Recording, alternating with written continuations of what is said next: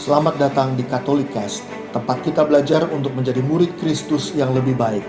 Katolikast bertujuan membantu kita semua untuk semakin berakar dalam iman pada Yesus, bertumbuh dalam persaudaraan dengan semua orang, serta berbuah dalam berbagai karya kasih demi gereja, bangsa, dan sesama.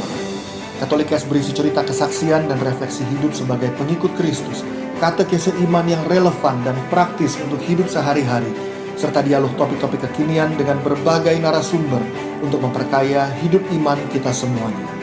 Selamat mendengarkan, Tuhan memberkati.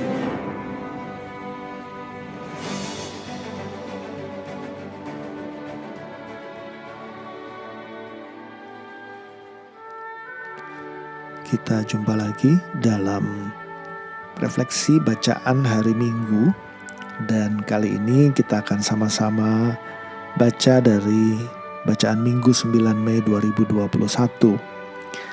Kita masih berada di dalam perayaan Paskah, dan ini adalah hari Minggu Paskah yang ke-6. Bacaan pertama diambil dari Kisah Para Rasul bab 10 ayat 25 hingga 26, 34 hingga 35, dan 44 hingga 48. Sekali peristiwa ketika sampai di kota Kaisarea, Petrus masuk ke rumah Kornelius. Kornelius menyambutnya dan sambil tersungkur di depan kaki Petrus, ia menyembahnya. Tetapi Petrus menegakkan dia serta berkata, "Bangunlah, aku hanya manusia saja." Lalu mulailah Petrus berbicara, katanya, "Sesungguhnya aku telah mengerti bahwa Allah tidak membeda-bedakan orang. Setiap orang dari bangsa manapun yang takut akan Allah dan mengamalkan kebenaran berkenan kepadanya." Ketika Petrus sedang bicara, turunlah Roh Kudus ke atas semua orang yang mendengarkan pemberitaan itu. Dan semua orang beriman dari golongan bersunat yang waktu itu menyertai Petrus tercengang-cengang karena melihat bahwa karunia Roh Kudus dicurahkan ke atas bangsa-bangsa lain juga. Sebab mereka mendengar orang-orang itu berkata-kata dalam bahasa roh dan memuliakan Allah. Lalu Petrus bertanya, "Bolehkah mencegah orang-orang ini dibaptis dengan air, sedangkan mereka telah menerima Roh Kudus sama seperti kita?" Maka Petrus menyuruh mereka dibaptis dalam nama Yesus Kristus. Kemudian orang-orang itu meminta kepada Petrus supaya ia tinggal beberapa hari lagi bersama-sama mereka. Bacaan kedua diambil dari 1 Yohanes 4 ayat 7 hingga 10. Saudara-saudaraku yang kekasih, marilah kita saling mengasihi sebab kasih itu berasal dari Allah, dan setiap orang yang mengasihi lahir dari Allah dan mengenal Allah. Barang siapa tidak mengasihi, ia tidak mengenal Allah, sebab Allah adalah kasih. Dalam hal inilah kasih Allah dinyatakan di tengah-tengah kita, yaitu bahwa Allah telah mengutus anaknya yang tunggal ke dalam dunia, supaya kita hidup olehnya. Inilah kasih itu, bukan kita yang telah mengasihi Allah, tetapi Allah lah yang telah mengasihi kita dan yang telah mengutus anaknya sebagai pendamaian bagi dosa-dosa kita. Bacaan Injil diambil dari Yohanes bab 15 ayat 9 hingga 17. Dalam amanat perpisahannya, Yesus berkata kepada murid-muridnya, "Seperti Bapa telah mengasihi aku, demikian juga aku telah mengasihi kamu. Tinggallah di dalam kasihku itu. Jikalau kamu menuruti perintahku, kamu akan tinggal di dalam kasihku, seperti aku menuruti perintah Bapa-Ku dan tinggal di dalam kasih-Nya. Semuanya itu kukatakan kepadamu supaya sukacitaku ada di dalam kamu dan sukacitamu menjadi penuh. Inilah perintahku, yaitu supaya kamu saling mengasihi, seperti aku telah mengasihi kamu. Tidak ada kasih yang lebih besar daripada kasih seorang yang memberikan nyawanya untuk sahabat-sahabatnya.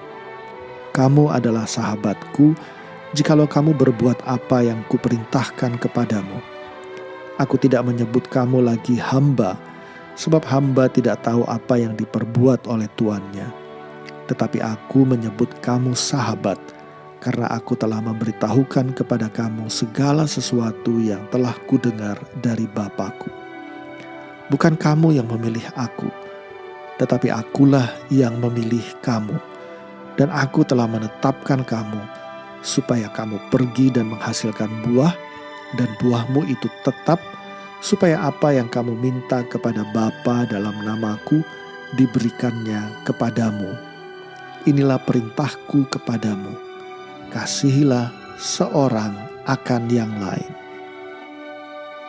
Teman-teman semuanya, bacaan-bacaan hari ini sangat kuat berbicara tentang kasih. Kalau kita perhatikan di Injil, Yesus berkata kepada murid-muridnya, "Seperti Bapa telah mengasihi aku, demikian juga aku telah mengasihi kamu." Lalu Yesus bilang, "Tinggallah di dalam kasihku itu." Gimana caranya? "Jikalau kamu menuruti perintahku, kamu akan tinggal di dalam kasihku, seperti aku menuruti perintah Bapa-Ku dan tinggal di dalam kasihnya."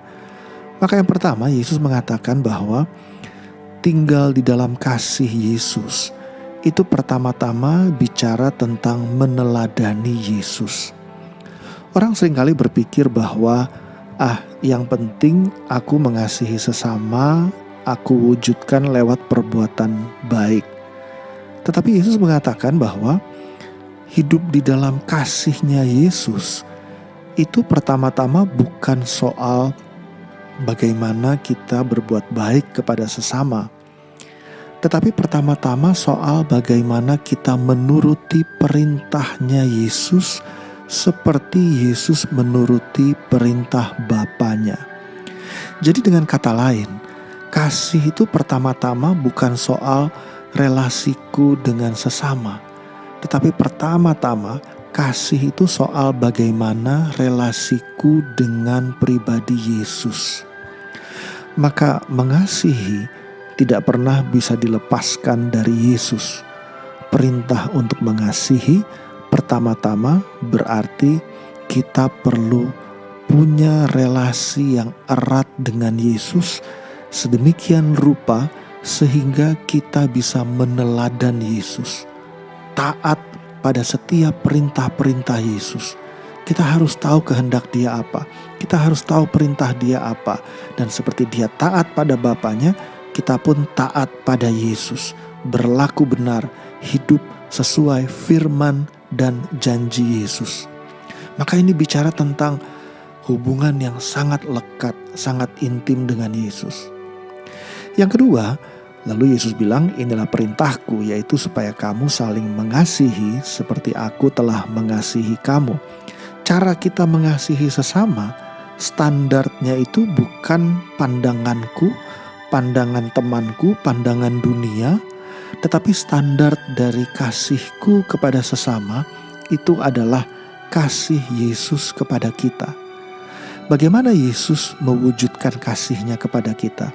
Yesus bilang, tidak ada kasih yang lebih besar daripada kasih seorang yang memberikan nyawanya untuk sahabat-sahabatnya.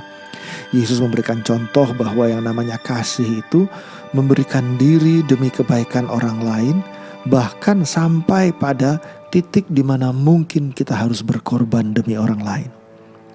Justru korban itu menjadi tanda bahwa aku sungguh mengasihi seperti Yesus mengasihi. Kalau aku tidak sampai berkorban, aku mengasihi hanya sampai ke titik di mana aku juga senang dan bersuka cita, jangan-jangan kasihku belum menjadi seperti kasihnya Yesus. Maka mengorbankan diri demi kebaikan yang lain itu bisa menjadi referensi, pedoman bagi kita tentang bagaimana kita perlu mengasihi. Nah, bacaan yang pertama bicara tentang mengasihi juga, tetapi dengan sudut pandang yang berbeda. Bacaan pertama berbicara tentang Petrus yang memberitakan kabar gembira kepada orang-orang, lalu Roh Kudus turun atas mereka. Maka Petrus mengatakan bahwa aku telah mengerti bahwa Allah tidak membeda-bedakan orang. Setiap orang dari bangsa manapun yang takut akan Allah dan mengamalkan kebenaran berkenan kepadanya. Jadi kasih itu nggak pilih-pilih, nggak pilih golongan, agama, suku, ras. Tetapi kalau kita diperintahkan untuk mengasihi, artinya kita perlu tinggal dalam firman Tuhan, kita perlu memberikan diri bahkan sampai berkorban. Demi siapa? Demi siapa saja tanpa memandang suku, agama, golongan, dan ras. Nah, perintah kasih ini begitu kuat. Bacaan kedua contohnya juga meneguhkan lagi dengan mengatakan bagaimana pentingnya kita diutus untuk mengasihi karena kasih berasal dari Allah. Nah, perintah kasih ini Tuhan berikan kepada kita untuk apa? Ini catatan yang penting. Yesus bilang begini, "Semua itu kukatakan kepadamu supaya sukacitaku ada dalam kamu dan sukacitamu menjadi penuh." Dengan kata lain Yesus bilang begini, kalau kamu mengasihi dengan cara taat pada perintahku, mengorbankan diri demi kebaikan yang lain, tanpa memandang bulu, tanpa membeda-bedakan, maka kamu akan bersukacita. Jadi, mengasihi adalah jalan yang pasti menuju sukacita. Kalau kita mau mengalami sukacita yang berlimpah, maka kita harus mengasihi berlimpah-limpah juga. Karena kasih adalah jalan pasti menuju sukacita. Terima kasih telah mendengarkan podcast ini. Jangan lupa untuk berbagi Katolikas kepada para sahabat dan kenalan kita, supaya semakin banyak orang mengenal kabar gembira Tuhan Yesus dan mengalami kasih-Nya yang memulihkan, menguatkan, dan memberkati. Sampai jumpa di episode Katolikas yang lain.